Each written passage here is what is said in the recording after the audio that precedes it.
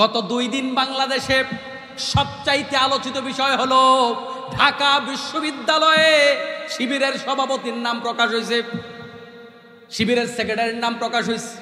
কেউ কেউ মনে করতেছে এতদিন তারা নাম গোপন করছে, এরা এতদিন মুনাফিকি করছে, ছাত্রদেরকে মাঠে নামাইছে।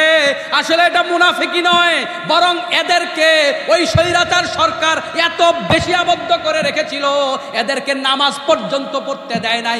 এদের জুলুমের কারণে ওই ছাত্র সংগঠনের ছেলেরা তাদের নামাজটা পর্যন্ত বাথরুমে পড়া লেগেছে। আপনারা লালবাগে বসে চিন্তাই তো করতে পারবেন না, হুজুর কোন কি এটা বাংলাদেশে? হ্যাঁ, এটা বাংলাদেশে আযান দেওয়া পর্যন্ত তারা নিষেধ করেছে বিভিন্ন জায়গায়। কত কঠিন অবস্থায় ছিল সেই স্বৈরাচার, আগেই বলছে কাম কিন্তু করতেছে শিবির। আল্লাহ তাআলা সেটাই দেখিয়ে দিয়েছে। 16 বছর এই জাতি আবদ্ধ ছিল, আল্লাহ তাআলা তাদের মাধ্যমে বিজয় অর্জন করায়া দিলেন। এর দ্বারা বোঝা যায় নামটা সামনে ছিল না, নামটা ছিল পিছনে। আপনার আমার কাছে মনে হতে পারে নামটা সামনে থাকবে, এটাই তো স্বাভাবিক, কিন্তু নামটা পিছনে থাকাতে আল্লাহ তাআলা যে বিজয়টা দিয়েছে, নামটা সামনে থাকলে সেই বিজয় সম্ভব ছিল না। তাইলে মাঝে মাঝে কৌশলগুলোর মধ্যে উপকার আছে না নাই? আল্লাহ তাআলা বলেন ইন্না ফাতাহনা লাকা ফাতহাম মুবিনা, আমি স্পষ্ট বিজয় দিয়েছি। এই হুদায়বিয়ার সন্ধি স্পষ্ট বিজয়। আল্লাহর নবী সাল্লাল্লাহু আলাইহি ওয়াসাল্লাম চলে গেলেন তিনি উমরা না করে চলে গেলেন। পরের বছর যখন আবার উমরা করতে আসলেন, আমার মুসলমান ভাইয়েরা, ওই উমরা করতে আসার পরে কাবা শরীফ তাওয়াফ করতে হয় কি হয় না? উমরা করছেন না আপনারা কেউ কেউ? কাবা শরীফ তাওয়াফ করতে হয় না?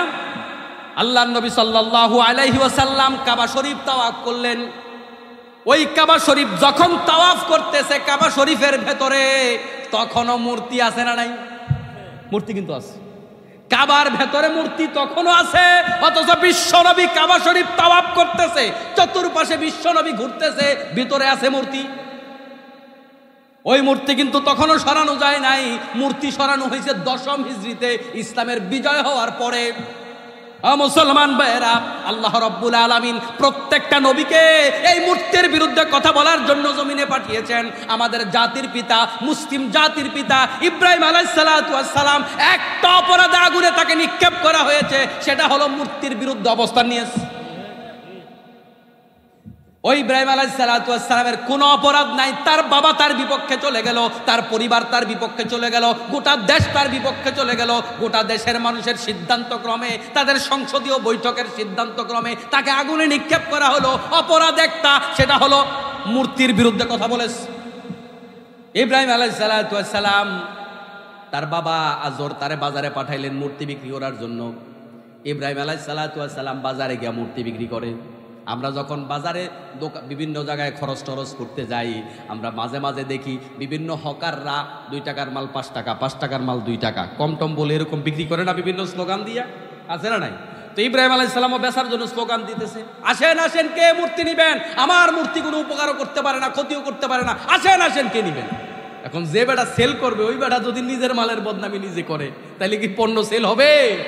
ইব্রাহিম আলাইহিস সালাম ক্যাম্পিং করতেছে, অ্যাডভার্টাইজমেন্ট করতেছে, আসেন আসেন, কে কে মূর্তি নিবেন, মূর্তি নেওয়ার জন্য আসেন। আমার মূর্তি কারোর উপকারও করে না, কোনো ক্ষতিও করে না, কোনো না করতে পারে না।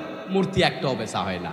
বিকালবেলা নদীর পাড়ে নিয়ে পানিতে চুবাইছে, সুবাই কয় পানি খা, না হয় কথা কয়, পানিও খায় না, কথাও কয় না, একদম শেষায় নিছে।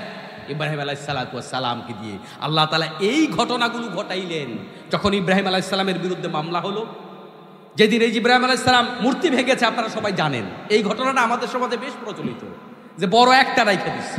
ইব্রাহিম আলাইহিস সালাতু ওয়াস সালামের ব্যাপারে 2-4 জন কথা বলা শুরু করলো। আমরা দেখেছি ইব্রাহিম নামে লোকটা আমাদের বিরোধিতা করে, আমাদের প্রভুর বিরোধিতা করে, তাকে ডেকে আনা হোক। ইব্রাহিম আলাইহিস সালাতু ওয়াস সালাম বললেন, আমি এগুলার সব কিছুর ব্যাখ্যা দেব, তবে শর্ত আছে। কি? সব লোকের ডাইকা আনবে, ওটা জাতি সব লোকে ডাইকা আনো, কারণ সব লোককে ডাইকা আনলে সবার সামনে দাওয়াত দেওয়া যাবে। সুবহানাল্লাহ বলেন। আমার মুসলমান ভাইরা, বলছিলাম যে কথা, মূর্তি ভাঙার জন্য, মূর্তির বিরুদ্ধে বক্তব্য দেওয়ার জন্য আল্লাহ তাআলা নবী রাসূল পাঠিয়েছে। অর্থ ভুল বুঝবেন না। এর অর্থ আপনি আগামীকাল হিন্দুদের মন্দির ভাঙবেন, হিন্দুদের মূর্তি ভাঙবেন, এই শিক্ষা ইসলাম দেয় না। কিন্তু ইসলাম বিজয়ের আগে মূর্তি উৎখাত করা যায় না।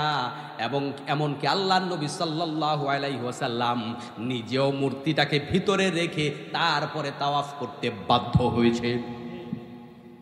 ইসলামের বিজয়ের আগে মূর্তি সরানো যায় নাই। ও মুসলমান ভাইয়েরা, আল্লাহর নবী যদি ইসলামের বিজয়ের আগে মূর্তি সরাতে না পারে, এর দ্বারা বোঝা যায় আমাদের সমাজে ইসলাম যতদিন না রাষ্ট্রীয়ভাবে প্রতিষ্ঠা হবে ততদিন পর্যন্ত ইসলামের অনেক বিষয় আমল করা যাবে না। এর জন্য ইসলামের বিজয় আমাদের অবশ্যই দরকার আছে না নাই? আপনি আপনার সমাজে অনেক কাজ করতে পারবেন না ইসলামের বিজয় ছাড়া। আমাদের সমাজে এই যে সিরাতের মাস, এই যে আল্লাহর নবী সাল্লাল্লাহু আলাইহি ওয়াসাল্লামের জন্মের মাস, আল্লাহর নবীর জন্মের মাস, মৃত্যুর মাস, এই মাসে কত হালুয়া রুটি আমাদের সমাজে আয়োজন হয়, কত মিলাদ কিয়ামের আয়োজন হয়, নবীর শানে নবীর মান বর্ণনা করার জন্য কত মাহফিলের আয়োজন হয়, কত জশ্নে জুলুসের আয়োজন হয়। কিন্তু বন্ধুগণ, আল্লাহর নবী সাল্লাল্লাহু আলাইহি ওয়াসাল্লামের সিরাত দিয়া রাষ্ট্র গড়া লাগবে, দিনের বিজয় অর্জন করা লাগবে, এই কথা বলার মতো মাহফিল আমাদের সমাজে খুব কম। আল্লাহর নবীর মতো দাড়ি রাখতে হবে, আল্লাহর নবীর মতো টুপি মাথায় দিতে হবে, আল্লাহর নবীর মতো পাঞ্জাবি গায়ে দিতে হবে, আল্লাহর নবীর মতো খাইতে হবে, আল্লাহর নবীর মতো কদু খাওয়া লাগবে, আল্লাহর নবীর মতো মিষ্টি খাওয়া লাগবে, আল্লাহর নবীর মতো নামাজ পড়া লাগবে। কিন্তু আমাদের সমাজের অনেক হুজুররা বলতে চায় না, আল্লাহর নবীর মতো রাষ্ট্রপ্রধান হওয়া লাগবে, আল্লাহর নবীর মতো বিচার ফয়সালা করা লাগবে, আল্লাহর নবীর মতো বক্তব্য দেওয়া লাগবে, আল্লাহর নবীর মতো অন্যায়ের বিরুদ্ধে জিহাদ করতে হবে। এটা বলার মতো লোক আমাদের সমাজে কম। তার মানে আমরা সুবিধাবাদ জিন্দাবাদ, নবীর আদর্শ গ্রহণ করি ততক্ষণ অসুবিধা নাই যতক্ষণ, নবীর আদর্শ গ্রহণ করি ততক্ষণ মায়ের নাই যতক্ষণ, নবীর আদর্শ গ্রহণ করি যতক্ষণ অসুবিধা নাই। ঠিক কিনা বলেন? এরকম সুবিধাবাদ জিন্দাবাদ দিয়া ইসলাম পালন করার কোনো সুযোগ নাই। সুবিধাবাদ জিন্দাবাদ দিয়ে ইসলাম চলে না। সুবিধাবাদ জিন্দাবাদ দিয়া যদি ইসলাম চলতো, নবীরা মায়ের খাইতো না, নবীর পরে সাহাবাই কেরাম মায়ের খাইতো না, বরং যে যুগে যিনি যত বড় ইমানদার সে তত বেশি মায়ের খাইছে। আপনার ইমান কম, আপনি বিপদে পড়েন কম, আপনার সে ইমানদার বেশি, তার বিপদ আরো বেশি। আমার মতো লোককে স্বৈরাচার ফাঁসি দেয় নাই, কারণ ফাঁসি দেওয়ার মতো ইমান আমার নাই। যার ইমান ফাঁসি দেওয়ার মতো ছিল ওই মতিউর রহমান নিজামী, তারই কিন্তু স্বৈরাচার ফাঁসি দিছে, আমারে দেয় নাই। কেন? কারণ ফাঁসির রশি গলায় নেয়ার মতো ইমান আমি অর্জন করতে পারি নাই। প্রত্যেকটা যুগে তারাই বেশি নির্যাতিত হয়েছে যাদের ইমান যত বেশি। আমরা তো হক সবাই খুঁজি, এটা ইমানের দাবি, মুসলমান হক খুঁজতে হবে। কোথায় হক আছে? মুসলমানের দায়িত্ব যতদিন পর্যন্ত বেঁচে থাকবেন হক খুঁজবেন, হকের প্রচার করবেন, এটা একজন ইমানদারের নৈতিক দায়িত্ব। ইমাম ইবনে তাইমিয়া রাহিমাহুল্লাহ তিনি বলেছেন, হক দল কোনটা, হক পীর কোনটা, হক আলেম কোনটা, সেটা খোঁজার জন্য আপনাকে খুঁজতে হবে মাজলুম কোন লোকটা। যেই ব্যক্তি যত বেশি মাজলুম আপনাকে মনে রাখতে হবে ওই ব্যক্তি তত বেশি হক।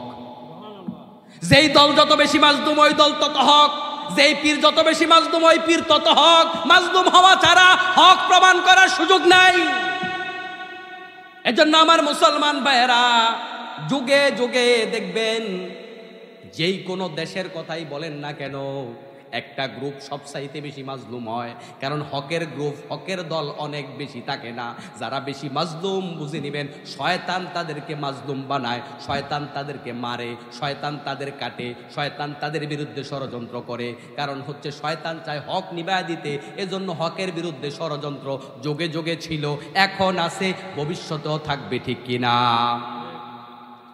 আমার মুসলমান ভাইয়েরা, আল্লাহ রাব্বুল আলামিন এই সূরার মাধ্যমে আমাদেরকে কিছু কথা বলছেন। মুহাম্মাদুর রাসূলুল্লাহ ওয়াল্লাযীনা মাআহু আশিদ্দাউ আলাল কুফফারি রুহামাউ বাইনাহুম। মুহাম্মাদুর রাসূলুল্লাহ, মুহাম্মদ হচ্ছে আল্লাহর রাসূল। মুহাম্মদ কার রাসূল? মুহাম্মদ আল্লাহর রাসূল। আল্লাহ তাআলা তার পরিচয় দিয়ে তার সাথে যারা আশপাশে আছে সাহাবাই কেরাম, তাদের পরিচয়, তাদের চরিত্র, তাদের রূপটা আল্লাহ তাআলা আমাদেরকে জানাচ্ছেন, বোঝাচ্ছেন। ওয়াল্লাযীনা মাআহু আশিদ্দাউ আলাল কুফফার, তারা কুফুরির ব্যাপারে একেবারে কঠিন হস্তে দমনকারী। রুহামা বাইনাহুম, একে অপরের ব্যাপারে তারা নরম। তারা না খেয়ে অপর ভাইকে প্রাধান্য দেয়, তারা না পরে অপর ভাইকে প্রাধান্য দেয়, তারা না পান করে অপর ভাইকে প্রাধান্য দেয়। তাদের অন্তরটা অত্যন্ত কোমল, তারা একে অপরের প্রতি দয়া পরশ, তারা একে অপরের প্রতি দয়াসুলভ আচরণ করে। কিন্তু কাফিরের ব্যাপারে, বাতিলের ব্যাপারে এরা বলিষ্ঠ কণ্ঠস্বর। কোন যুগেই নবীরা বাতিলের সাথে আপোষ করে নাই। সাহাবাই কেরামের এখানে দুইটা মৌলিক বৈশিষ্ট্য বলা হয়েছে, আরো কিছু বৈশিষ্ট্য বলা হয়েছে। তাদের বৈশিষ্ট্য হলো, তাদের সাথে আপনি যখন দেখবেন তাদের অবস্থা হলো এমন, তারা রুকুকারী, তারা সিজদাকারী, তারা আল্লাহর করুণা প্রত্যাশী, সব সময় আল্লাহর করুণা তারা চায়। তাদের চেহারার মধ্যে সিজদার চিহ্ন দেখা যায়। নামাজি মানুষ দেখলে বোঝা যায় লোকটা নামাজি। নামাজি মানুষের চেহারার মধ্যে আল্লাহ রাব্বুল আলামিন একটা নূরের চমক দিয়ে দেয়। সুবহানাল্লাহ। তাহলে সাহাবাই কেরামের মৌলিক দুইটা বৈশিষ্ট্য পাইলাম। এক নাম্বার, একটা দিক তাদের খুব কঠোর, আরেকটা দিক হলো একেবারে নরম। নিজেদের জন্য খুব নরম, বাতিলের জন্য বলিষ্ঠ কণ্ঠস্বর। তাহলে ইমানের দিক হলো দুইটা, এক দিকটা তার নরম, এক দিকটা তার গরম। কালিমার অংশ হলো দুইটা, এক দিকটা হলো হা বোধক, এক দিকটা হলো না বোধক। আছে না নাই? লা ইলাহা ইল্লাল্লাহু মুহাম্মাদুর রাসূলুল্লাহ। আল্লাহ ছাড়া কোনো ইলাহ নাই। লা ইলাহা, প্রথম আমি ঘোষণা দিয়ে দিলাম কোনো ইলাহ নাই। পরে আমি বললাম ইল্লাল্লাহ, একজনই আছে, তিনি হচ্ছেন আল্লাহ তাআলা। আগে বললাম আমি নাই, কোন ধরনের ভুয়া ইলাহকে আমি মানি না। লা ইলাহা মানে আমি কোনো ইলাহ মানি না, আমি এই মূর্তিগুলার ইলাহ মানি না। যারা সমাজের মধ্যে ইলাহ সেজে বসে আছে, খোদা বনে বসে আছে, আমি ওই খোদাগিরি মানি না। আমি কারোর নেতৃত্ব মানি না, আমি কারোর কর্তৃত্ব মানি না, আমি কারোর জবরদখল মানি না, আমি কারোর আইন মানি না, আমি কারোর নিয়ম মানি না। ইল্লাল্লাহ, আমি যদি কারোর নিয়ম মেনে থাকি তিনি কেবলমাত্র আল্লাহ, আল্লাহ ছাড়া আমি কারোরটা মানি না। তাহলে সাহাবাই কেরামের কাছেও দুইটা দিক ছিল। একটা দিক হলো তারা অত্যন্ত বলিষ্ঠ কণ্ঠস্বর, দুর্নীতির বিরুদ্ধে তারা খুব বলিষ্ঠ কণ্ঠস্বর, তারা চুরির বিরুদ্ধে বলিষ্ঠ কণ্ঠস্বর, ডাকাতির বিরুদ্ধে বলিষ্ঠ কণ্ঠস্বর, চাঁদাবাজির বিরুদ্ধে বলিষ্ঠ কণ্ঠস্বর, ধর্ষণের বিরুদ্ধে বলিষ্ঠ কণ্ঠস্বর, রাহাজানির বিরুদ্ধে বলিষ্ঠ কণ্ঠস্বর, সামাজিক অপকর্মের বিরুদ্ধে বলিষ্ঠ কণ্ঠস্বর। আবার নিজেদের ভিতরে তারা খুব নরম মনের মানুষ। সাইয়েদনা ওমর রাদিয়াল্লাহু তাআলা আনহুর ছেলের একটা ঘটনা আমরা সবাই জানি। ওমর রাদিয়াল্লাহু তাআলা আনহুর ছেলে আবু শামা মদ পান করেছে ভুল করে। তিনি জানতেন না এটা যে মদ, তিনি মনে করেছেন শরবত, কিন্তু খাইছেন এটা ছিল মদ। মদ খাওয়ার অপরাধে তার পিঠে বিচারপতি ডোররা দিয়ে দিল। বিচারপতির ডোররা নিয়ে বাবার কাছে গেলেন। যাওয়ার পরে বললেন, বাবা তুমি কামডা করলা কি? আবু শামা বলে, আমি এমনি এমনি আপনার কাছে আসি নাই, আমার পিঠটা দেখেন, আমি কিন্তু 80টা ডোররা নিয়ে আসছি। ওমর বলে, ভালো কাজ করেছো, তবে সাক্ষী কোথায়, প্রমাণ কোথায়? আমর ইবনুল আস বিচারপতি ছিলেন। আমর ইবনুল আসকে ডেকে আনা হলো। তুমি যে আমার ছেলের বিচার করছো, সাক্ষী কোথায়? কই সাক্ষী তো নাই। আমার খুব খারাপ লেগেছে, আমিরুল মুমিনিন ওমরের ছেলেকে যদি আমি পিটাই আর জনগণ যদি দেখে আপনার প্রেস্টিজ ইস্যু হবে বিষয়টা, এটা আমার ভাবতে ভালো লাগে নাই। এজন্য আমি জনগণের আড়ালে আবদ্ধ করে তাকে প্রহার করেছি। হযরত ওমর রাদিয়াল্লাহু তাআলা আনহু তার পদটা রাখলেন না, তার পদ থেকে তাকে বহিষ্কার করলেন, বিচারটাকে উদ্ধ করে দিলেন, নিজের হাতে ডোররা লাগালেন। 80টা ডোররা দিলেন। 80টা ডোররা পর দেওয়ার পরে এই ডোররা কিন্তু মেড বাই বাংলাদেশ ডোররা না। আমরা ছোটকালে দেখেছি গ্রামে গঞ্জে অনেক সময় অনেককে ডোররা দিত, ডোররার ভিতরে ছিল ফাঁকিবাজি। সলার মোড়া আছে না, 20টা একসাথ করে 4 বারে দিয়া কয় 80টা হইয়া গেছে, আছে না নাই? কিন্তু আল্লাহ কোরআন শরীফে ডোররার ব্যাপারে বলেছেন জিলদা মিআতা জিলদা, 100টা ডোররার কথা। আয-যানিয়াতু ওয়াজ-যানি ফাজলিদু কুল্লা ওয়াহিদিন মিনহুমা মিআতা জিলদা। দর্শনকারী পুরুষ এবং নারী, জানাকার নারী পুরুষ, এদের জন্য 100টা করে ডোররার কথা বলেছেন।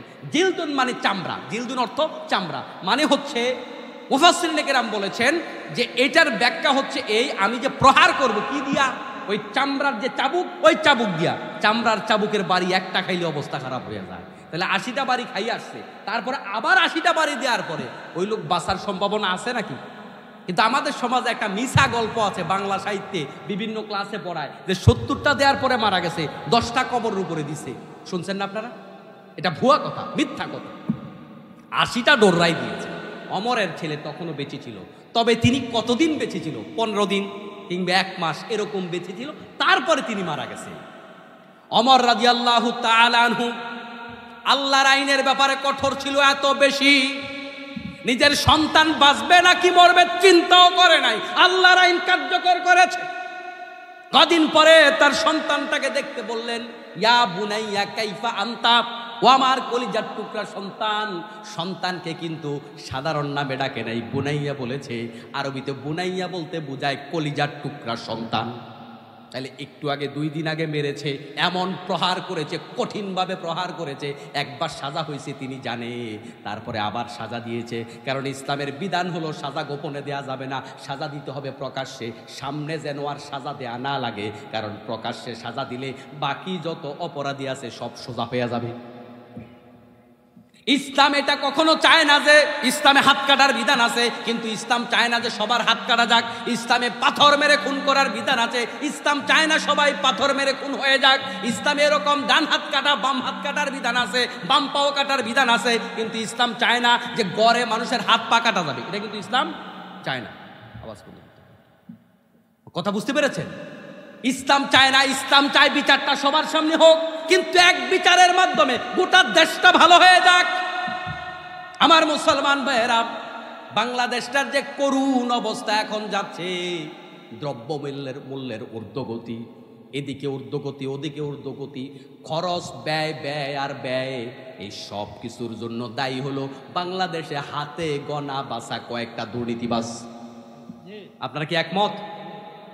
এই দুর্নীতিবাজগুলা যদি দুর্নীতি না করতো তাহলে দ্রব্যমূল্য এত বাড়তো না, মানুষ কষ্ট পাইতো না, ক্রয় ক্ষমতার ভেতরে থাকতো সবকিছু। এই সব কিছুর জন্য দায়ী হলো ওই দুর্নীতিবাজগুলো।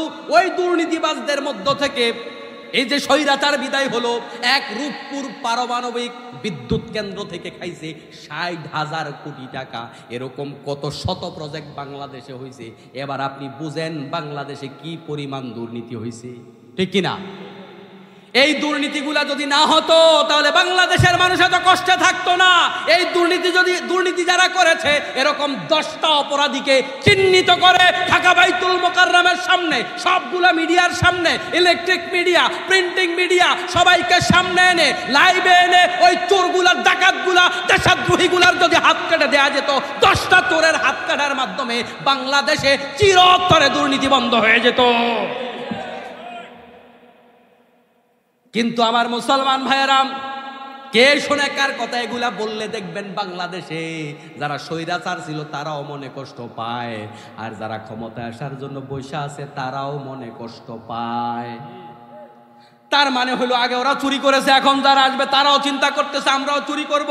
আমি তো আল্লাহর আইনের কথা বলেছি, আমি চোরের বিচারের কথা তো আল্লাহর আয়াত দিয়ে বলেছি। আপনিও তো নামাজি, আমিও নামাজি। আপনি আল্লাহর কোরআন মানেন, আমিও কোরআন মানি। আপনি মুসলমান, আমিও মুসলমান। আপনি আল্লাহকে মানেন, আপনি কোরআন মানেন, আপনি হাদিস মানেন। এগুলো আমার একার নয়, আল্লাহর কোরআনের বিধানের কথা বললে আপনার মেজাজ গরম কেন? কথা কি বুঝতেছেন আপনারা?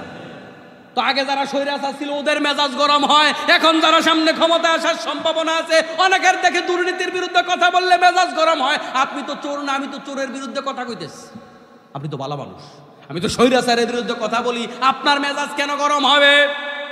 আমরা বাংলাদেশ স্বাধীন নতুন করে আবার করেছি, হাজার হাজার ছাত্রদের রক্তের বিনিময়। আমরা চাই না বাংলাদেশে আর কোনো স্বৈরাচার আসুক, যেই দলে হোক না কেন।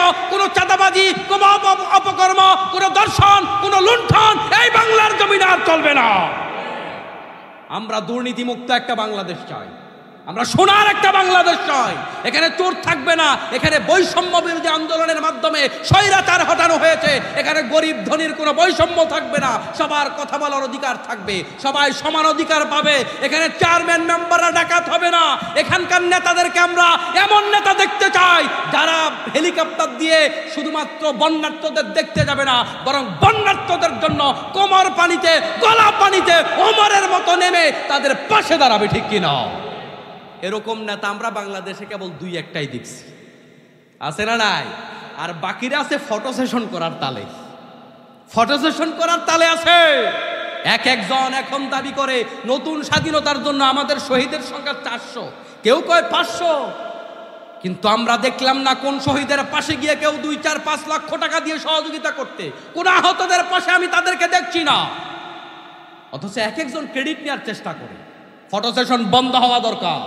আমরা চাই মানবতার দেশ হবে বাংলাদেশ, ঠিক কিনা বলেন? রাগ করছেন নাকি আপনারা? আমার মুসলমান ভাইয়েরা, ওমর রাদিয়াল্লাহু তাআলা আনহু বাবা হিসাবে তিনি রহমদিল, কিন্তু ওমর রাষ্ট্রপ্রধান হিসাবে আল্লাহ তাআলার বিধানের ব্যাপারে বড় কঠিন। এমন মায়ের মারছে নিজের সন্তানকে। ওই সন্তানকে যখন বললেন ইয়া বুনাইয়া কাইফা আনতা, কেমন আছো, ওই সন্তান বলল বাবা তুমি তো আমারে খুন করে ফেলেছো, তুমি তো মাইরাই ফেলছো আমারে, আমার বাঁচার মতো আর কোনো অবস্থা নাই। ওমর রাদিয়াল্লাহু তাআলা আনহু ওই সন্তানকে জড়িয়ে ধরে কপালে চুমু দিয়ে, গালে চুমু দিয়ে, চোখের পানি ছেড়ে বলছে, ও আমার কলিজার টুকরা সন্তান, আল্লাহর সাথে তোমার যদি সাক্ষাৎ হয়ে যায়, তুমি দয়া করে আল্লাহ তাআলাকে এইটুকু সাক্ষ্য দিও যে আমার বাবা ওমর রাদিয়াল্লাহু তাআলা আনহু ইসলামের বিধান কায়েম করার ক্ষেত্রে আমি সন্তানকেও এক চুল পরিমাণ ছাড় দেয় নাই। ওয়াল্লাযীনা মাআহু আশিদ্দাউ আলাল কুফফার রুহামাউ বাইনাহুম, আল্লাহ বলেন ও মুহাম্মদ তোমার সঙ্গী জাতি যারা আছে তাদের গুণাবলী হলো তারা ন্যায়ের ব্যাপারে এত বেশি কঠিন, বাতিলের ব্যাপারে এত বেশি কঠিন, কিন্তু আবার তাদের নিজেদের ব্যাপারে তারা হলো রহমদিল। যখন শাসক হিসাবে সন্তানকে পিটাইছে কোনো দয়া ছিল না, আবার যখন বাবা হিসাবে দেখতে গিয়েছে সন্তানের জন্য চোখের পানি ঝরেছে। আমার মুসলমান ভাইয়েরা, আমরা ওমরের মতো একটা শাসক বাংলাদেশে চাই। আপনারা চান নাকি? আপনারাও চান? ওমরের মতো শাসক কোন জায়গায় তৈরি হয়? ঢাকা বিশ্ববিদ্যালয় বুঝি তৈরি হয়। ওমরের মতো শাসক আমাদের বাংলাদেশে চট্টগ্রাম বিশ্ববিদ্যালয়কে উপহার দিতে পেরেছে। ওমরের মতো শাসক কি আমাদের বুয়েট উপহার দিতে পেরেছে? ওমরের মতো শাসক আমাদের বিশ্ববিদ্যালয়গুলো উপহার দিতে পারেনি, বরং বাংলাদেশের এতদিন যাবৎ দুর্নীতি করেছে। আমরা দেখেছি তারা ঢাকা বিশ্ববিদ্যালয় থেকে পাশ করেছে, চট্টগ্রাম থেকে পাশ করেছে, রাজশাহী থেকে পাশ করেছে, ডুয়েট থেকে পাশ করেছে, কিন্তু এই পাশ করা সার্টিফিকেট তাদের চুরি বন্ধ করাইতে পারে নাই, দর্শন বন্ধ করাইতে পারে নাই। তারা জীবন্ত মানুষকে মেরে ফেলতেছে। আপনারা গত সপ্তাহে দেখেছেন ঢাকা বিশ্ববিদ্যালয়ে একটা ছেলেকে, একটা জীবন্ত মানুষকে পিটিয়ে পিটিয়ে খুন করেছে। ওরা কি শিক্ষিত নাকি মূর্খ? না শিক্ষিত না মূর্খ? আপনার কি রাগ করতেছেন আমার কথায়? ওরা শিক্ষিত। এর 2 দিন আগে জাহাঙ্গীরনগর বিশ্ববিদ্যালয়ে একজনকে খুন করলো, ওরা শিক্ষিত না মূর্খ? এর কদিন আগে জাহাঙ্গীরনগর বিশ্ববিদ্যালয়ে স্বামীরে বাইদা স্ত্রীরে গণধর্ষণ করছে, ওরাও কি শিক্ষিত নাকি মূর্খ? তাহলে তারা শিক্ষিত, তারা বাংলায় গ্রাজুয়েশন করা, ইংরেজিতে গ্রাজুয়েশন করা, সংস্কৃতিতে গ্রাজুয়েশন করা, কিন্তু তারা দুর্নীতি থেকে মুক্ত হতে পারলো না, দর্শন থেকে মুক্ত হতে পারলো না। এই বিশ্ববিদ্যালয়গুলো আমাদেরকে ওমরের মতো মানুষ বানাইতে পারলো না, উপহার দিতে পারলো না। এই বিশ্ববিদ্যালয়গুলা আমাদেরকে বড় বড় ডাকাত উপহার দিয়েছে। কারণ কি বন্ধুগণ? কারণ একটা, এই বিশ্ববিদ্যালয়গুলোতে কোরআন পড়ানো হয় না। আল্লাহর কোরআন ছাড়া ভালো মানুষ হয় না। ও মুসলমান ভাইয়েরা, আমাদের ডানও দেখা শেষ, বামও দেখা শেষ। স্বাধীনতার 50 বছর পার হয়ে গেছে। আমরা আওয়ামী লীগ দেখেছি, বিএনপি দেখেছি, জাতীয় পার্টি দেখেছি, সেনা শাসন দেখেছি। কেউ এই বাংলাদেশ থেকে চুরি বন্ধ করতে পারে নাই, ডাকাতি বন্ধ করতে পারে নাই, রাহাজানি বন্ধ করতে পারে নাই, হত্যা বন্ধ করতে পারে নাই, অপরাধ বন্ধ করতে পারে নাই। সবাই আশ্বাস দিয়েছে সোনার বাংলা, কিন্তু আমরা দেখতে পাচ্ছি এই বাংলারে তারা চোরের বাংলা বানায় রাখছে। কারণ কি? তাদের বক্তৃতার সাথে জীবন কেন মিলে না? কারণ একটা, যারা আমাদের সমাজ শাসন করেছে তারা কেউ কোরআনওয়ালা ছিল না, তারা কেউ ফরহেজগার মুত্তাকি ছিল না। কারণ মুত্তাকি মানুষ কখনো মানুষের হক নষ্ট করতে পারে না। আমার মুসলমান ভাইয়েরা, কোন ব্যক্তিকে দুর্নীতি দমন কমিশন অপরাধ মুক্ত রাখতে পারে না। এই আধুনিক যুগে অনেক যন্ত্রপাতি আছে, আইটি এত উন্নত হয়েছে, চুরি করার জন্য কোনো ধরনের চুরি করার জন্য এমন এমন পদ্ধতি আছে দুনিয়ার কোনো ব্যক্তি ধরতে পারবে না। এজন্য একটা ব্যক্তিকে যদি চুরি থেকে মুক্ত রাখতে হয় তাহলে রাস্তা হলো একটা, সেটা হলো আল্লাহ তাআলার ভয়। কার ভয়? ইন্নামা ইয়াখশাল্লাহা মিন ইবাদিহিল উলামা। আল্লাহ তাআলা বলেন আল্লাহকে কেবল আলেমরাই বেশি ভয় পায়, আলেম ছাড়া বাকিরা আল্লাহরে বেশি ভয় পায় না। আলেম মানে মাদ্রাসায় পড়ুয়া বুঝাই নাই, যারা কোরআনের জ্ঞানী, যারা হাদিসের জ্ঞানী, আল্লাহ বলছে তারা আমারে বেশি ভয় পায়। আর আল্লাহর ভয় ছাড়া কখনো কোনো ব্যক্তি দুর্নীতিমুক্ত হতে পারে না। কারণ রাতের অন্ধকারে আমাকে পুলিশ পাহারা দেয় না, একাকী রোমে আমাকে পুলিশ পাহারা দেয় না। এমন এমন জায়গায় আমরা ডিউটি পালন করি সেখানে পাহারা দেওয়ার মতো কেউ নাই। সেখানে দুর্নীতিমুক্ত থাকার জন্য রাস্তায় একটা, সেটা হলো আল্লাহর ভয়। যে জায়গায় দুর্নীতিমুক্ত বানাবার শিক্ষা দিবে সেই প্রতিষ্ঠানগুলোতেও দুর্নীতি। কেবল স্কুলের কথা বলি না, মাদ্রাসার দিকে তাকান, মাদ্রাসাগুলোতে শিক্ষক নিয়োগের শুরুতেই দুর্নীতি। একটা মাদ্রাসায় মুহাদ্দিস নিয়োগ হবে, ওই মুহাদ্দিস যদি টাকা দিয়া ঢুকে, ওই মুহাদ্দিস যদি ঘোষ দিয়া মুহাদ্দিস হয়, তাহলে ওই মুহাদ্দিস ঘোষ মুক্তির ওয়াজ করবে কেমনে? মুফাসসির নিয়োগ হবে, ঘোষ দিয়া নিয়োগ হবে। বাংলাদেশে যেটা নিয়ে স্বৈরাচার ক্রেডিট নিয়েছিল, ওই সারা বাংলাদেশের যে উপজেলা ভিত্তিক মসজিদগুলো মডেল মসজিদ, ওই মডেল মসজিদের ইমাম পর্যন্ত নিয়োগ হয়েছে ঘোষের মাধ্যমে। এখন আপনারা বলেন, ইমাম সাহেব যদি ঘোষ দিয়ে ইমাম সাহেব হয়, ওই ইমাম সাহেব কি আল্লাহর ওলি নাকি শয়তানের ওলি? কথা বলেন না, আল্লাহর ওলি না শয়তানের ওলি? এটাই তো বাংলাদেশে হচ্ছে। স্কুল বলেন, মাদ্রাসা বলেন, কলেজ বলেন, নিয়োগের সময় দুর্নীতি। কে ফার্স্ট হলো সেদিকে তাকানো হয় না। 10 নাম্বার 15 নাম্বার হয়েছে, অমন প্রার্থীকেও কিন্তু ঘোষের মাধ্যমে নিয়োগ দেওয়া হয়েছে। এখন ওই শিক্ষক ক্লাসে না পড়ায় কয় বাবা প্রাইভেটে আসো, সরকার তার বেতন দিচ্ছে, সে ক্লাসে পড়ায় না, কয় প্রাইভেটে আসো। এটা কি নীতি নাকি দুর্নীতি? এগুলা আপনাদের এলাকায় গ্রামে গঞ্জে আছে না নাই?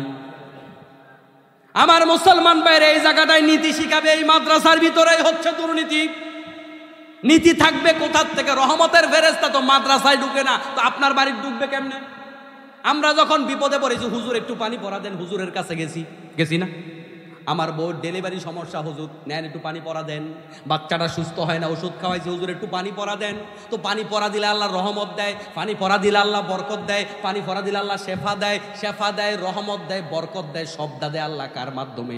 ফেরেশতার মাধ্যমে। আপনারা সবাই এই হাদিস জানেন, যেই ঘরের মধ্যে জীবজন্তু কিংবা জীবজন্তুর ছবি থাকে, ওই ঘরের মধ্যে আল্লাহর রহমতের ফেরেশতা প্রবেশ করে।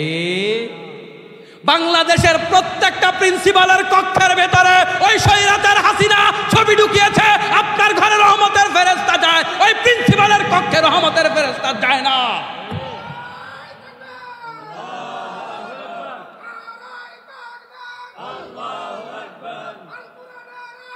আমার মুসলমান ভাইয়েরা, তো দেশে গজব আসবে না তো আসবে কি? আপনি যেই হুজুরের কাছে রহমতের জন্য যান, ওই হুজুরের কাছে তো রহমতের ফেরেশতা আসে না। এই কথাগুলা বলবে কে? মোল্লারা। আমরা যারা মোল্লারা কথা বলেছি, আমাদের মতো বহু হুজুরকে গুম করা হয়েছে, আয়না করে ঢুকানো হয়েছে, হাত পা কেটে ফেলা হয়েছে, চোখ উপড়ে ফেলা হয়েছে, আর বাকি হুজুররা চুপ ছিল আর জালেমের সাথে তাল মিলে টাকা কামাই করছে। বলবে কে? বলার মতো লোক নাই। জীবনে ঝুঁকি নেওয়ার দরকার আছে, বরং আমাদেরকে বুঝায়, ভাই এত হক কথা কওয়ার দরকার নাই, একটু সালাক হওয়া লাগে, একটু কেটে কুটে চলা লাগে। নবীরা আপনার সাথে সালাক কম ছিল, যা আবু জাহেল যেমনি খুশি থাকে ওয়াজ দেয় এমনি করি। নবীরা কেমনে ওয়াজ করছিল? এই ফাঁকিবাজি আমরা তো করছি। ওই ইমামের পেছনে, যেই ইমাম কোরআন হাদিসকে ফাঁকি দিয়ে ওয়াজ করে, তার পেছনে কি নামাজ হবে? বৃষ্টি আবার পড়তেছে, আপনারা কি আরো কিছু সময় শুনবেন? আচ্ছা, আর 10-15 মিনিট আপনারা ঠান্ডাভাবে বসেন, আল্লাহ ভরসা ইনশাআল্লাহ। আমার মুসলমান ভাইয়েরা, তাহলে আমাদের দুইটা বৈশিষ্ট্য, একটা দিক হলো আমাদেরকে বাতিলের ব্যাপারে বড় কঠিন হতে হবে, বড় কঠিন হতে হবে। অন্যায়কে প্রশ্রয় দেওয়া যাবে না। আলহামদুলিল্লাহ, বর্তমান বাংলাদেশে অন্যায়ের বিরুদ্ধে যে স্লোগান উঠেছে, এই স্লোগানটা আমাদেরকে ধরে রাখতে হবে। এখন পুলিশ আর ঘোষ নিতে চায় না। খেয়াল করছে? পুলিশ কিন্তু ঘোষ নেয় না, এখন আর ঘোষ দিতে চাইলেও নেয় না। পরিবেশ ভাই, পরিবেশ এতদিন কেন নিয়েছে? সেটাও পরিবেশ। অনেকে আছে ঘুষ নিতে চায় না, কিন্তু এখন অবস্থা হচ্ছে এমন, ঘুষ যদি না নেয় এখন পাশের অফিসার কয় তাইলে তুই জামাত শিবির করস, ঘুষ নেস থাকেন। কথা বুঝেন নাই? এমন অবস্থা করেছে, নামাজ পড়লে কয় তুই জামাত শিবির করস। তার মানে বাংলাদেশে যে নামাজ পড়বে, বাংলাদেশে যে ঘুষ নিবে না, বাংলাদেশে যে নীতির উপরে থাকবে, বাংলাদেশে যে পর্দা মেনটেন করবে, বাংলাদেশে যে বিশ্ববিদ্যালয় পর্দার পক্ষে কথা বলবে, ওদেরকে বলে যে তোরা তো জামাত শিবিরের প্রোডাক্ট। আছে না নাই? রাজাকার। এখন আল্লাহ তাআলা এমন কাম কইরা দিছে, এখন জনগণ রাজাকার কইলে মনে হয় যে না আলহামদুলিল্লাহ আমার খুশি, এটা আমার প্রশংসা করছে। এতদিন গালি ছিল, এখন এটা একটা মোটামুটি প্রশংসার শব্দ হয়ে গেছে। আল্লাহ তাআলা যা চায় সেটাই হয়, বান্দা যা চায় তা হয় না। আমার মুসলমান ভাইরা, হকের উপরে থাকুন। হকের উপরে থাকলে নাসরুম মিনাল্লাহি ওয়া ফাতহুন করিব। আপনারা কেউ কি মনে করেছেন এই 5 তারিখ জালেম পালায়া যাবে? চিন্তা করছে? শুধুমাত্র এমনি এমনি কিন্তু হয় নাই, পালিয়ে গিয়েছে। খেয়াল করুন, আল্লাহ তাআলা মাঝে মাঝে কিছু কাজ করায়। ওই যে নমরুদকে আল্লাহ তাআলা হটাইছে, কি দিয়ে হটাইছে বলেন তো? কি দিয়ে হটাইছে দেখি আপনারা বলেন? মশা দিয়ে হটাইছে। কেন? নমরুদকে আল্লাহ তাআলা বড় কোনো একটা মোটামুটি বড় একটা ফিগার দিয়ে হটাইলেন না কেন? আল্লাহ কয় তুই কত দুর্বল একটু দেখ, মশা দিয়ে তোরে হটাবো। এটা ইতিহাস। কোন নবী দিয়ে নয়, রাসূল দিয়ে নয়, বড় অস্ত্র দিয়ে নয়, মশা দিয়ে হটাবো। তোর শক্তি কত দেখ। আল্লাহ তাআলা 16 বছর সুযোগ দিয়েছে। লিনানজুরাকুম কাইফা তা'মালুন। 16 বছর ক্ষমতা দিলাম, কোরআনের পক্ষে তুমি কি করেছো, হাদিসের পক্ষে কি করেছো, আলেম ওলামার পক্ষে কি করেছো। আল্লাহ দেখছে 16 বছরের পরে কোনো কাজ হলো না। ইসলামের 12টা 14টা বাজাইছে, সিলেবাসগুলো থেকে ইসলাম তুলে দেওয়া হয়েছে। আল্লাহ কয় দাঁড়া, তোর পতনটা জামাত ইসলাম দিয়া না, তোর পতনটা বিএনপি দিয়া না, বড় কোনো দল দিয়া না, পিচ্ছি পিচ্ছি বাচ্চাদের দিয়া তোর পতন ঘটা, যেন ইতিহাস হয়ে থাকে। আমার মুসলমান ভাইরা, এই জন্য আল্লাহকে ভয় করুন। আল্লাহ আমাকে আকাশ থেকে জমিনে নামাইতে কত মিনিট সময় লাগে? কত মিনিট সময় লাগে? পাক শাক হয়েছে সুন্দর, খুব ভালো পাক শাক হয়েছে। সেনাবাহিনী কয় তাড়াতাড়ি পালাও, খাওয়ার টাইম নেই, খাওয়ার টাইম নাই। খাওয়ানোর মালিক কে? এর দ্বারা বোঝা যায় আপনি চাইলেই খাইতে পারবেন না, আর আপনি চাইলেই উপাস থাকতে পারবেন না। খাওয়ায়ও আল্লাহ, উপাস রাখেও আল্লাহ। আমার মুসলমান ভাইয়েরা, আল্লাহ নবী সাল্লাল্লাহু আলাইহি ওয়াসাল্লাম আমাদের জন্য গোটা জীবনের আদর্শ। বাংলাদেশের মানুষ নবীকে ভালোবাসে, এদেশের সব দল নবীকে ভালোবাসে। অসুবিধা হলো একটা, সেটা হলো গোটা জীবনে নবীকে ভালোবাসতে চায় না। নবীকে ছোট ছোট ছোট ছোট জায়গাগুলোতে নবীকে ভালোবাসতে চায়। নখ কেমনে কাটবে নবীর সুন্নাত নিতে চায়, চুল কেমনে কাটবে নবীর সুন্নাত নিতে চায়, দাড়ি কেমনে কাটবে নবীর সুন্নাত নিতে চায়, পাঞ্জাবি কেমনে গায়ে দিবে নবীর সুন্নাত নিতে চায়, মিসওয়াক কেমনে মিসওয়াক দিয়ে দাঁত ব্রাশ করবে ওইটা নবীর সুন্নাত থেকে নিতে চায়। কিন্তু কেমনে বিচার করতে হবে সেটা নবীর সুন্নাত থেকে বাঙালি নিতে রাজি না। ও মুসলমান ভাইরা, মনে রাখবেন, নবীর সুন্নাতকে গোটা জীবনের জন্য মানতে না পারলে আপনি ইমানদার হতে পারবেন না।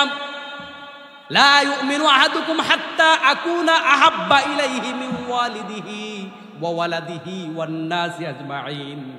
আল্লাহ নবী সাল্লাল্লাহু আলাইহি ওয়াসাল্লাম বলেন, ততক্ষণ পর্যন্ত তোমরা ইমানদার হতে পারবে না যতক্ষণ পর্যন্ত নবী মুহাম্মদুর রাসূলুল্লাহ সাল্লাল্লাহু আলাইহি ওয়াসাল্লামকে গোটা দুনিয়ার সবার চাইতে না বেশি ভালোবাসবে, ততক্ষণ পর্যন্ত ইমানদার হতে পারবে। কে বলেছেন? মুহাম্মদ সাল্লাল্লাহু আলাইহি ওয়াসাল্লাম। তার মানে আমার নবী আমার কাছে আমার মায়ের থেকে প্রিয় হবে, আমার নবী আমার কাছে আমার বাবার থেকে প্রিয় হবে, আমার সন্তান সন্ততি, আমার আত্মীয় স্বজন, আমার নেতা খেতা সবার চাইতে আমার নবী যতক্ষণ প্রিয় না হবে, বিশ্ব নবী বলেন ততক্ষণ পর্যন্ত তোমার ঈমান নাই। তবে দাড়ি থাকলে ঈমান আছে, এরকম কথা নবী বলছে নাকি? যে যদি দাড়ি টুপি থাকে তবে ভালোবাসা একটু কম হলেও ঈমান আছে। আমরা তো মনে করি দাড়ি টুপি পাঞ্জাবি পাগড়ি আছে আর আমি তো হাজী সাহেব মানুষ, ঈমান আবার না থাকে কেমনে? নবী বলে যদি সবার চাইতে আমি বেশি প্রিয় না হই তাহলে তোমার ঈমান নাই, দাড়ি আছে নাই খবর নাই, দাড়ির দরকার নেই। আবার ভুল ব্যাখ্যা করেন না, হুজুর কইছে দাড়ির দরকার নেই। আমি বুঝাতে চাইলাম যে এইটা মনে করার সুযোগ নাই যে দাড়ি টুপি থাকলেই ঈমান আছে। দাড়ি টুপি আবু জাহেলের ছিল না? আবু জাহেলের পাগড়ি ছিল না? আবু জাহেলের পাঞ্জাবিকে আমার সাইতে ছোট ছিল নাকি? মোটেও না। কিন্তু বন্ধুগণ, ঈমান কি আছে? ঈমান না। তাহলে ঈমান সবচাইতে বড় দৌলত। ঈমান যদি না থাকে আমার নামাজ, রোজা, হজ, যাকাত এগুলার কোনো মূল্য নাই। এজন্য আজকের মাহফিল থেকে ঈমানটা মজবুত করে যান। যে আমি কোন বিষয়টাকে না মানলে আমার ইমান থাকবে না। আজকের মাহফিল থেকে সিদ্ধান্ত নেন, আমার টাকা পয়সা ধন দৌলত আমার সাথে সম্পৃক্ত যত জিনিস আছে আমি সবার চাইতে নবীকে, নবীর আদর্শকে বেশি ভালোবাসি। সাইয়েদনা ওমর রাদিয়াল্লাহু তাআলা আনহু আল্লাহর নবীর সাথে পথ চলছে না, আর বললেন ইয়া রাসূলুল্লাহ আমি আপনাকে অনেক অনেক মহাব্বত করি, তবে আমার জীবনের চাইতে বেশি না। কথা শুনতেছেন আপনারা? অনেক মহাব্বত করি তবে জীবনের চাইতে বেশি না। বিশ্ব নবী বলেন ওমর তোমার ঈমান নাই। আমরা জানি ওমর রাদিয়াল্লাহু তাআলা আনহু আশারায়ে মুবাশশারা, অর্থাৎ দুনিয়াতে আল্লাহ পাক তাকে জান্নাতের শুভ সংবাদ দিয়েছে, আর বিশ্ব নবী কয় ওমর তোমার ঈমান নাই। ওমর তো নগদে চমকে উঠছে, কি বলে আমার ঈমান নাই? ইসলামের আল্লাহর নবীর পরে দ্বিতীয় পার্সন, তাই না? আবু বকর পরেই ওমর। যেই ওমরের ব্যাপার আল্লাহ তাআলা এত বেশি খুশি ছিল ওমরের উপর আল্লাহ, ওমর রাদিয়াল্লাহু তাআলা আনহু এমন কিছু সিদ্ধান্ত, এমন কিছু রায় দিয়েছেন যে রায়গুলোকে সমর্থন দিয়ে আল্লাহ পাক আয়াত নাজিল করেছেন। আল্লাহ নবী সাল্লাল্লাহু আলাইহি সাল্লাম বলেন আমার পরে কেউ নবী হবে না, যদি কেউ হতো লাকানা ওমর রাদিয়াল্লাহু তাআলা নবী হতো। তার মানে বোঝা যায় ওমর নবী হওয়ার যোগ্য, তবে নবুয়তির দরজা বন্ধ।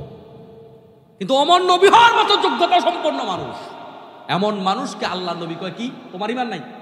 ওমর রাদিয়াল্লাহু তাআলা সাথে সাথে তার কথা ঘুরিয়ে বললেন ইয়া রাসূলুল্লাহ এই মুহূর্ত থেকে আমি আমার জীবনের চাইতে আপনাকে বেশি ভালোবাসি। আল্লাহ নবী বললেন এবার ঈমানদার হয়েছে। সুবহানাল্লাহ বলেন। আমরা সবাই নবীকে ভালোবাসি, এতে কোনো সন্দেহ নাই। আজকের মাহফিলে আপনারা নবীকে ভালো না বেশি আসেন নাই, কিন্তু বন্ধুগণ স্বার্থে লাগলে আমি আমার স্বার্থের পক্ষে থাকি নাকি নবীর পক্ষে থাকি, এভাবে আমার ইমানটা যাচাই করা দরকার। আমি আওয়ামী লীগ করি, শেখ মুজিবের বিরুদ্ধে কেউ কথা বললে আমার মেজাজ গরম হয়ে যায়, আগামী কালী নেতারি বলে তার নেতাকে বলে তার বিরুদ্ধে মামলা ঠুকায়া দেই। আমি বিএনপি করি, আমার নেতা জিয়াউর রহমানের বিরুদ্ধে, তারেক রহমানের বিরুদ্ধে কেউ কথা বললে আমার মেজাজ গরম হয়ে যায়, সুযোগ মতো তার বাড়িঘর জ্বালায় দিব, মামলা হামলা করব। কিন্তু আমার চোখের সামনে নবীর বিরুদ্ধে কথা বলার পরে আমার মেজাজ গরম হয় না, রক্ত গরম হয় না। বন্ধু আপনি লিখে নেন আপনার কিন্তু ঈমান নাই, কারণ আপনার কাছে নবীর চাইতে দুনিয়ার মানুষেরা প্রিয়। নবী হবে আপনার কাছে সবার চাইতে প্রিয়।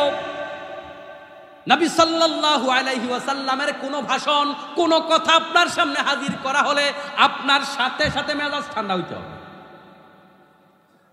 ওমর রাদিয়াল্লাহু তাআলা আনহু আল্লাহর নবীর ইন্তেকালের পরে ভালোবাসার কারণে খানিকটা পাগলামি শুরু করলেন। কে বলে বিশ্ব নবী ইন্তেকাল করেছে, যে বলবে তার কল্লা ফালায়া দেব।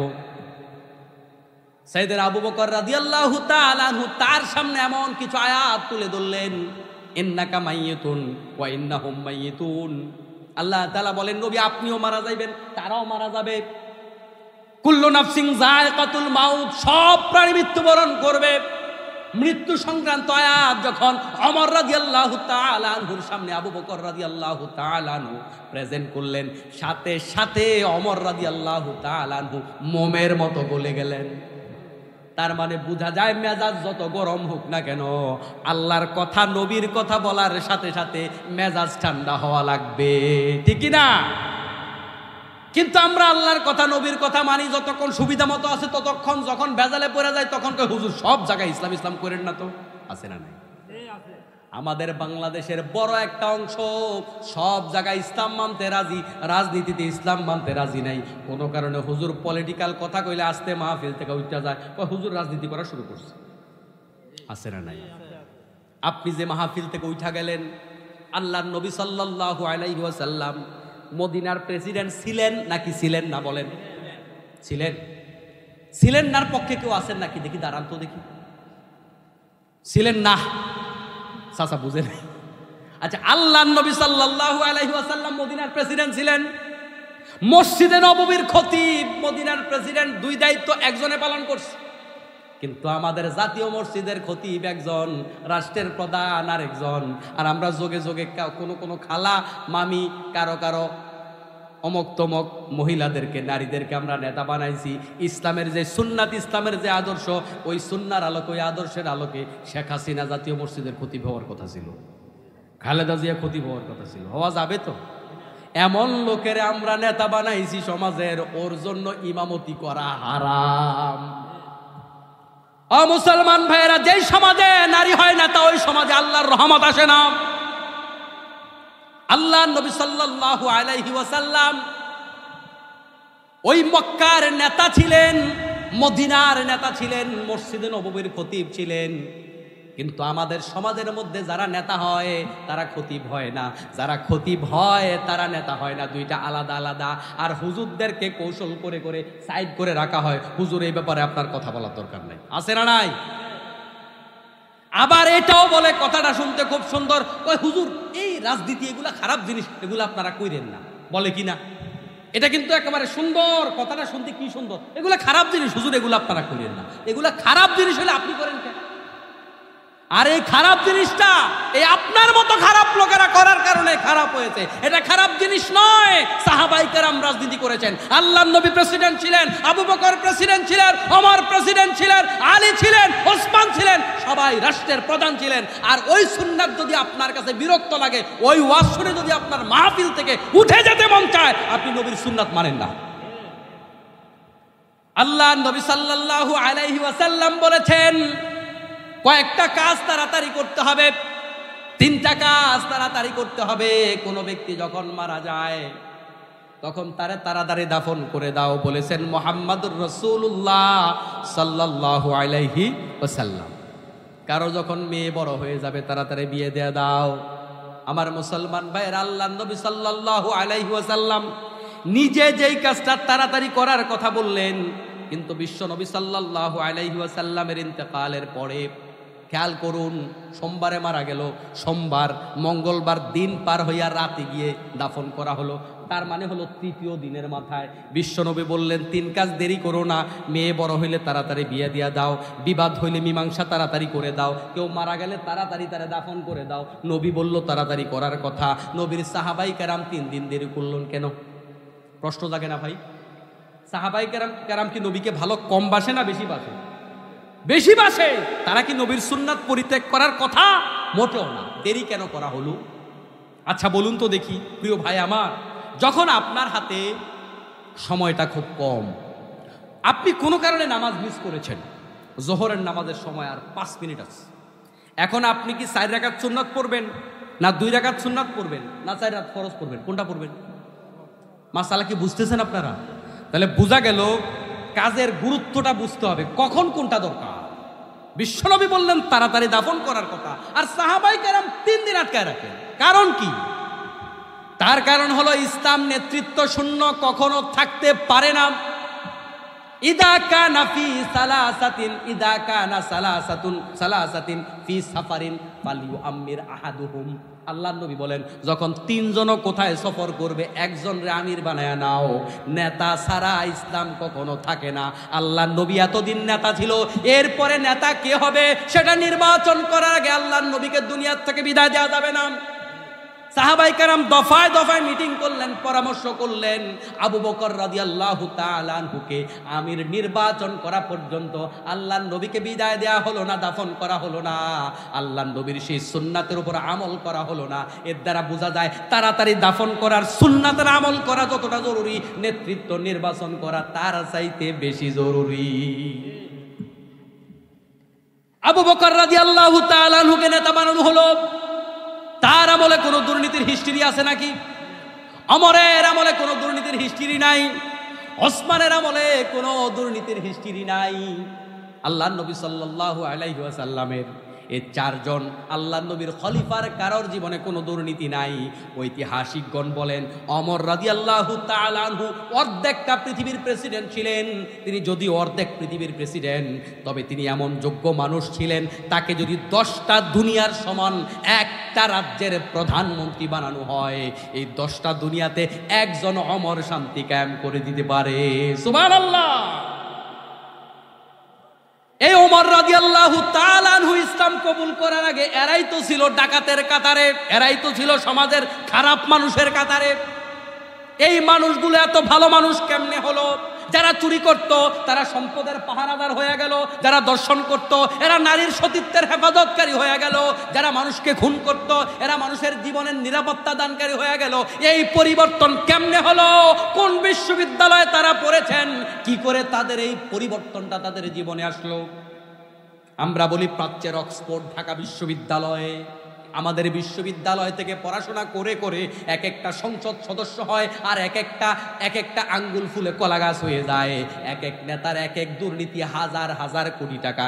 এখন 100 কোটি টাকার দুর্নীতি আর নাই, এক একজন হাজার হাজার কোটি টাকার মালিক। অথচ এরা বিশ্ববিদ্যালয়ে পড়েছে, এরা চোর হইল কেন? কারণটা কি? এত বড় বিশ্ববিদ্যালয়ে পড়ে চোর হইল, কিন্তু আল্লাহর নবী সাল্লাল্লাহু আলাইহি ওয়াসাল্লামের ওই মসজিদে নববীতে পড়ে পৃথিবী বিখ্যাত মানুষ হয়ে গেল। ব্যবধান কি?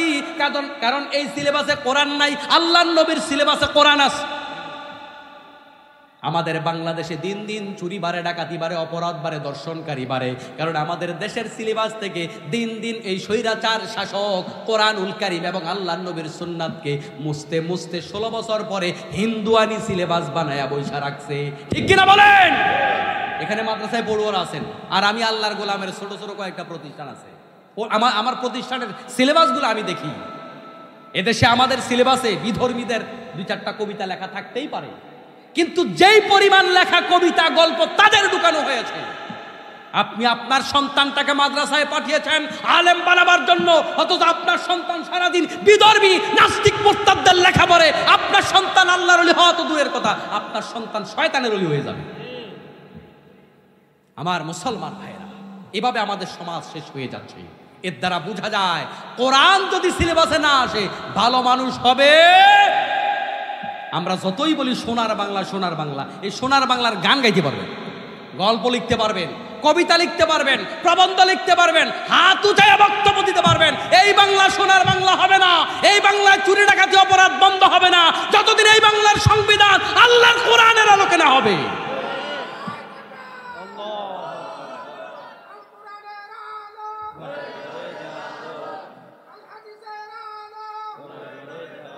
আমার মুসলমান ভাইয়েরা খেয়াল করুন, আমাদেরকে আল্লাহর কোরআন এবং নবীর সুন্নাহর কাছে ফিরে আসতে হবে। আমরা কারোর প্রতি বিদ্বেষ রাখতে চাই না, আমাদের বক্তব্য কেউ ভুল বুঝবে না, আমরা কারো বিরুদ্ধে কথা বলছি না। আমরা এদেশে আওয়ামী লীগ, বিএনপি, জাসদ, বাসদ, হিন্দু, বৌদ্ধ, খ্রিস্টান, আমরা কারোর বিরুদ্ধে কথা বলছি না। আমরা সেই আল্লাহর কথা বলছি, আপনি যাকে আল্লাহ হিসাবে মানেন। আমরা সেই নবীর কথা বলছি, আপনি একজন অন্য দলের কর্মী হিসাবে যেই নবীকে নবী হিসাবে মানেন। আমরা সে কোরআনের কথা বলছি, যেই কোরআনকে আপনিও আল্লাহর কিতাব মানেন। আমরা ওই হাদিসের কথা বলছি, যেই হাদিসকে আপনি নবীর কথা হিসাবে মানেন। আসেন না, আমরা তো শেখ মুজিবের আদর্শ দেখেছি, জিয়াউর রহমানের আদর্শ দেখেছি, আমরা তো আরো কত কত নেতার আদর্শ দেখেছি। আসেন না, আমরা বিশ্ব নবীর আদর্শে এই বাংলাদেশটাকে করি, তাহলে এই বাংলাদেশটা আমরা বিশ্বাস করি অবশ্যই সোনার দেশ হবে। এই বাংলাদেশে সব নেতারা দুর্নীতি করেছে আমরা বলছি না, দুর্নীতি দমন কমিশন প্রমাণ করেছে সবাই দুর্নীতিবাজ, কিন্তু এই দুর্নীতি দমন কমিশন এটা প্রমাণ করতে পারেনি মরহুম আল্লামা সাঈদী রাহিমাহুল্লাহ দুর্নীতি করেছে একানার, এটা প্রমাণ করতে পারেনি। আল্লামা মতিউর রহমান নিজামী রাহিমাহুল্লাহ দুর্নীতি করেছে, প্রমাণ করতে পারেনি। আলী হাসান মুজাহিদ দুর্নীতি করেছে, প্রমাণ করতে পারেনি। আমাদের পাশের এমপি ডাক্তার সৈয়দ আব্দুল্লাহ মোহাম্মদ তাহের দুর্নীতি করেছে, কেউ প্রমাণ করতে পেরেছে? আমরা তো এমনটা চাই। ইসলামের আদর্শ ছিল নেতা যখন হবে, নেতা হবে দিন দিন গরিব, আর কর্মীরা প্রজারা হবে দিন দিন বড়লোক। আমরা দেখতে পাচ্ছি আমার দেশের কর্মীরা হয় গরিব আর নেতারা দিন দিন আঙ্গুল ফুলে কলা গাছ। ঠিক কিনা বলেন? আমার মুসলমান ভাইয়েরা, আমরা দুইটা কল্যাণ চাই। আল্লাহ তাআলা আমাদের দোয়া শিখিয়েছে, রব্বানা আতিনা ফিদ দুনিয়া হাসানাতাও ওয়া ফিল আখিরাতি হাসানাহ ওয়া কিনা আযাবান নার। আল্লাহ তুমি আমাদেরকে দুনিয়ার কল্যাণ দাও, আখিরাতের কল্যাণ দাও। দুনিয়ার কল্যাণ মানে এখানে কোনো ভয় থাকবে না, এখানে নারীরা স্বাধীনভাবে চলতে পারবে, তার উপর কেউ আক্রমণ করবে না। দুনিয়ার কল্যাণ মানে আপনি কোটি টাকা হাতে নিয়ে চলবেন, আপনাকে কেউ আক্রমণ করবে না। দুনিয়ার কল্যাণ মানে দরজা খুলে ঘুমাবেন, আপনাকে কেউ ডিস্টার্ব করবে না, চোট ঢুকবে না। দুনিয়ার কল্যাণ মানে আপনি সামাজিকভাবে হেয় প্রতিপন্ন হবেন না, আপনি ইজ্জত নিয়ে সম্মান নিয়ে চলতে পারবেন। আখিরাতের কল্যাণ মানে হলো আল্লাহ রব্বুল আলামিন আপনাকে জান্নাতের মেহমান বানাবেন। এই দুই জায়গার কল্যাণ যদি চাই, আমরা আল্লাহর কোরআন নবীর সুন্নাত ছাড়া কোনো পথ নাই। তাহলে আমরা সুন্দর বাংলাদেশ যদি চাই, এমন লোকদেরকে আমাদের সমাজের নেতা বানাতে হবে যারা মানুষের দুঃখ বুঝবে, মানুষের কষ্ট বুঝবে, যারা আল্লাহকে মেনে চলবে, নবীকে মেনে চলবে, আল্লাহর ভয় যার ভিতরে আছে, নবীর প্রেম যার ভিতরে আছে, আল্লাহর ভয় নবীর প্রেম ছাড়া এরকম মানুষ তৈরি হওয়া সম্ভব বাংলা ইংরেজি পইরা এটা সম্ভব না। আমরা দেখেছি, প্রমাণিত।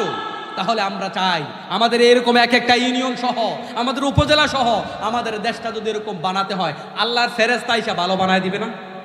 দিবে, ভালো বানায় দিবে। তাহলে কি করতে হবে? আমাকে এই সিদ্ধান্ত নিতে হবে, আমি ওরকম সোনার মানুষ হব। আজকের মাহফিল থেকে সিদ্ধান্ত নেব, আমি আর নামাজ ছেড়ে দিব না। আমি কোরআন পারি না, আমার দাড়ি পেকে গেছে, আমি কোরআন শিখবো। এই ভাইদের থেকে সহযোগিতা নেব, আমি কোরআন শিখবো, হাদিস শিখবো, আমি আমার পরিবারটাকে পর্দাওয়ালা বানাবো। ডানে বায়ে অনেক ঘুরেছি, বিপদে বললে আমার নেতা আমার পাশেও থাকবে না। ওই নেতা আখিরাতে পরকালে আমাকে পরিচয় দেবে না। আমি এমন নেতাকে নেতা বানাতে চাই, দুনিয়াতে আমাকে ভালোবাসবে আর পরকালে তার পেছনে থেকে আমি যেন জান্নাতে যেতে পারি, এমন নেতৃত্ব আমরা প্রত্যেকটা ইউনিয়নে তৈরি করতে চাই। কোরআন সুন্নাহর কথা বলে তারে দেওয়া হবে, যারা কোরআন সুন্নাহর কথা বলে না তাদের দেওয়া হবে না। কারণ সবাই খাই খাই, কেউ ছোট চোর আর কেউ বড় চোর। আমি কোন দলের কথা বলছি না, কোন দলের কথা বলছি না। আপনি যেই দলই করেন না কেন, কোরআন সুন্নাহর আলোকে যে মানুষটা আপনাকে কোরআন সুন্নাহর দিকে ডাকে, আপনি তার পেছনে থাকেন, আপনার দুনিয়া ভালো হবে, আখিরাত ভালো হবে। অন্যথায় আপনি কিন্তু চুরি করেন নাই, আপনি ডাকাতি করেন নাই, আপনি দুর্নীতি করেন নাই, আপনি কারো কাছে আইলে ভাড়া দেন নাই, কিন্তু আখিরাতে দেখবেন আপনার আমলনামায় লেখা আছে 2000 কোটি টাকা চুরি করছেন, আপনি রাস্তায় ডাকাতি করছেন, আপনি মদ খাইছেন। আপনি বলবেন মা লিহাদাল কিতাব, এটা কেমন কিতাব, আমি তো এই কাম করি নাই। কারণ আপনার এই ভোটের কারণে, সমর্থনের কারণে ওই লোকটা ডাকাতি করছে, ওই লোকটা চুরি করছে, আপনি তার চুরির সহযোগী, আপনি তার ডাকাতির সহযোগী। কখনো কি হৃদয় দিয়ে ভেবেছেন ভাই আমি তো এগুলা করি, আমি তো ভালো? আমাদের সমাজে অনেকে আছে না, বলে যে নিজে ভালো হইলেও দুনিয়া ভালো, বলে কি না? আপনি যে খারাপ লোকটাকে সমর্থন দিয়ে নেতা বানালেন, তার আমল নামায় যা লিখা হবে আপনার আমল নামায় তা লিখা হবে। শুধু তাই না, তার সাথে দুনিয়ায় যে বন্ধুত্ব আছে, এই বন্ধুত্ব পরকালেও থাকবে। ইয়াউমা নাদউ কুল্লা উনাসিন বিইমামিহিম। প্রত্যেকটা লোককে আল্লাহ ডাকার সময় বলবে নেতা সহ আসো একসাথে। কে সহ আসো? নেতা সহ আসো। এখন আপনার তো দাড়ি আছে, নেতার তো দাড়ি নাই। আপনি তো নামাজি, নেতা তো বেনামাজি। আপনি ঘুষ খান না, নেতা তো ঘুষখোর। আপনি মদ খান না, নেতা মদখোর। আপনি দুর্নীতিবাজ না, নেতা দুর্নীতিবাজ। এখন আল্লাহ যখন বলবে এই যে দুর্নীতিবাজ সহ তুমি এদিকে আসো, এখন বলেন দেখি, পুলিশ যখন খুনের আসামি ধরতে যায়, পুলিশ যখন বড় বড় অপরাধীদের আটকাইতে যায়, 4 জন আসামিকে আটকাতে গেলে যখন 5 জনকে একসাথে পায়, তখন কি 4 জনরে পিটায় না 5 জনরে পিটায়? 5 জনরে পিটায়। যখন আপনারে সহ ওই খুনিদেরকে একসাথে ডাকবে, তখন ফেরেশতারা পিটানোর সময় খালি ওই খুনিরই পিটাবে না, আপনারও পিটাবে। কারণ ফেরেশতা চোখে দেখে না। কথা কি বুঝতে পারছেন? পিটানোর জন্য যে ফেরেশতা, ওই ফেরেশতা কি দেখে না? চোখে দেখে না, কানে শোনে না। আমি না এটা বললেও হবে না যে আমি না, আমারে পিটাইও না। কারণ আল্লাহ জানে মানুষ যখন কারোর ব্যথার আওয়াজ, চিৎকার শোনে, দয়া মায়া হয় কি হয় না?